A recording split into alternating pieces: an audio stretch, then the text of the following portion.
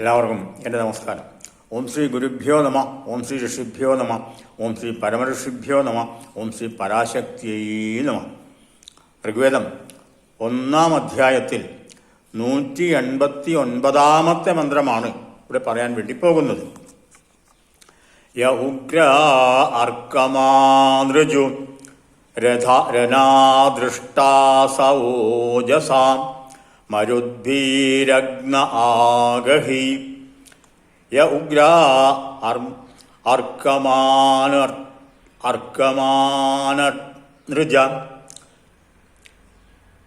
രനാദൃഷ്ടാസോജസാം മരുദ്ഭീരഗ്ന ആഗഹി.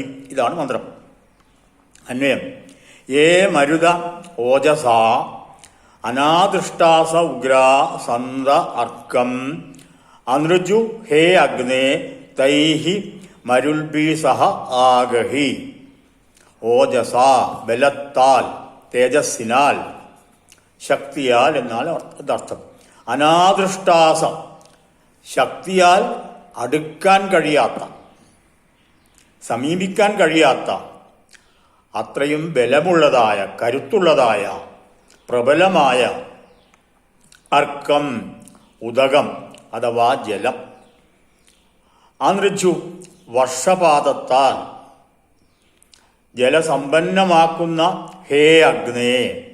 അപ്പോൾ ഇവിടെ അർക്കം അനൃജു എന്ന് പറഞ്ഞത് വർഷപാതത്താൽ ഭൂമിയിലേക്ക് വർഷിക്കുന്നതായിട്ടുള്ള ജലസമ്പത്ത്, ആ ജലം സമ്പന്നമാക്കുന്ന ഹേ അഗ്നേ, അല്ലയോ അഗ്നിദേവ, മരുൽഭി സഹ മരുത്തുക്കളോടുകൂടി, മരുസമൂഹങ്ങളോടുകൂടി യാഗവേദിയിലേക്ക് ആഗതനായാലും. അല്ലയോ അഗ്നിദേവ, അങ്ങ് മരുത്തുക്കളോടുകൂടി,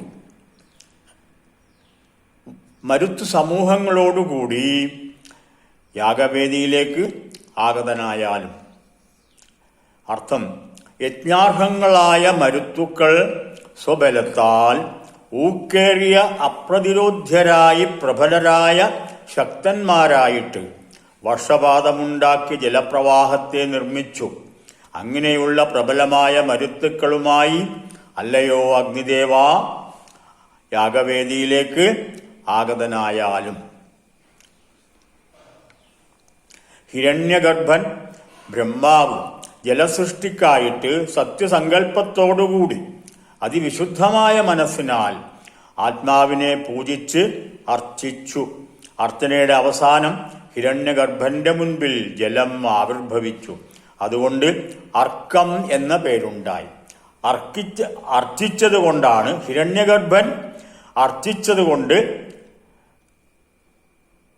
ജലസൃഷ്ടിക്കായിട്ട് സത്യസങ്കല്പത്തോടുകൂടി ഹിരണ്യഗർഭൻ അഥവാ ബ്രഹ്മാവ് ജലസൃഷ്ടിക്കായിട്ട് സത്യസങ്കല്പത്തോടുകൂടി അതിവിശുദ്ധമായ മനസ്സുകൊണ്ട് ആത്മാവിനെ പൂജിച്ച് അർച്ചിച്ചു.